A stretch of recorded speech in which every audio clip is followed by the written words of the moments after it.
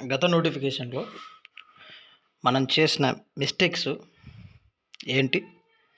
ఈసారైనా వాటిని ఎలా మళ్ళీ చేయకుండా జాగ్రత్త పడాలి అన్న వాటి గురించి ఇక్కడ కొన్ని పెట్టాను, జాగ్రత్తగా చూడండి. అంటే గత నోటిఫికేషన్‌లో చాలామంది ఏం చేశారు అంటే, నాతో సహా సరైన రివిజన్ లేకపోవడం. చదివాం, అన్నీ చదివినప్పటికీ సరైన రివిజన్ అన్నది లేకపోవడం జరిగింది. రెండవది, టెస్ట్ సిరీస్ ప్రాక్టీస్ చేయకపోవడం. టెస్ట్ సిరీస్ అన్నది ప్రాక్టీస్ చేయకపోవడం. మనలో చాలామంది టెస్ట్ సిరీస్ రాయకుండానే డైరెక్ట్ ఎగ్జామ్కి వచ్చేసారు. ఇది చేసిన రెండవ మిస్టేక్, నాతో సహా. కానీ ఇదే టెస్ట్ సిరీస్ నువ్వు ప్రాక్టీస్ చేసి ఉంటే ఏదో ఒక రూపంలో నీకు ఆ బిట్ కవర్ అయ్యే ఛాన్సెస్ చాలా మటుకు ఉండేవి. తర్వాత, టెస్ట్ సిరీస్ కొంతమంది ప్రాక్టీస్ చేసినప్పటికీ ఆ టెస్ట్ సిరీస్లో చేసినటువంటి తప్పులను సరిదిద్దుకోకుండా మళ్ళీ అలాగే వాటిని పట్టించుకోకుండా సరేలే ఎన్ని మార్కులు వచ్చాయి ఓకే, వాటిని సరిదిద్దుకోకుండా అలాగే మొండిగా రావడం.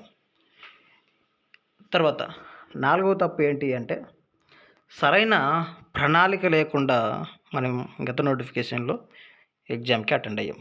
అంటే ప్రిలిమ్స్ క్వాలిఫై అయిపోయింది, మెయిన్స్ మొదలుపెట్టినప్పటి నుంచి సరైన ప్రణాళికతో సంపూర్ణంగా సబ్జెక్ట్ మొత్తం కంప్లీట్ చేసి ఉంటే బాగుండు.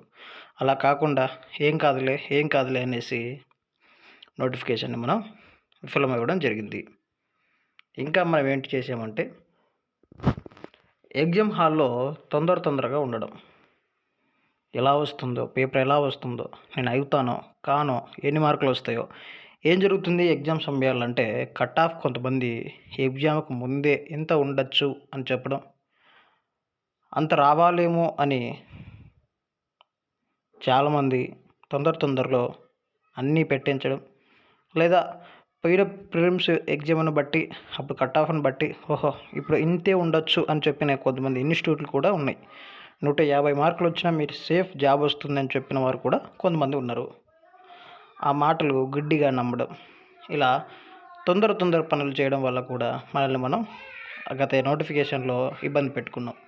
తర్వాత, తెలిసి మిస్టేక్ చేయడం. అంటే తెలిసి ఎలా అంటే, తొందరగా బబుల్ చేసేటప్పుడు నువ్వు క్వశ్చన్ ఎప్పుడైతే క్వశ్చన్ పేపర్లో చూసిన వెంటనే వాటి ఆన్సర్ని దగ్గర సేమ్ ఉన్నది కన్ఫ్యూజ్ అయిపోయి తెలిసి మిస్టేక్ చేసినవి ఉంటాయి. అలా దాదాపు నేను నా అనుభవంతో చెప్తున్నాను. ఒక హిస్టరీలోనే 10 క్వశ్చన్లు తప్పు పెట్టాను. ఒక హిస్టరీలోనే 10 క్వశ్చన్లు నాకు తెలీదా అంటే ఆన్సర్ తెలుసు.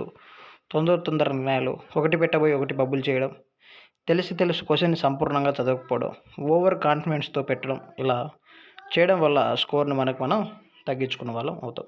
తర్వాత, తెలియనివి కూడా అవుతుందేమోలే అన్నది పెట్టడం, ఇది బిగ్గెస్ట్ మిస్టేక్. ఎందుకంటే ఇక్కడ నెగిటివ్ అన్నది ఉంది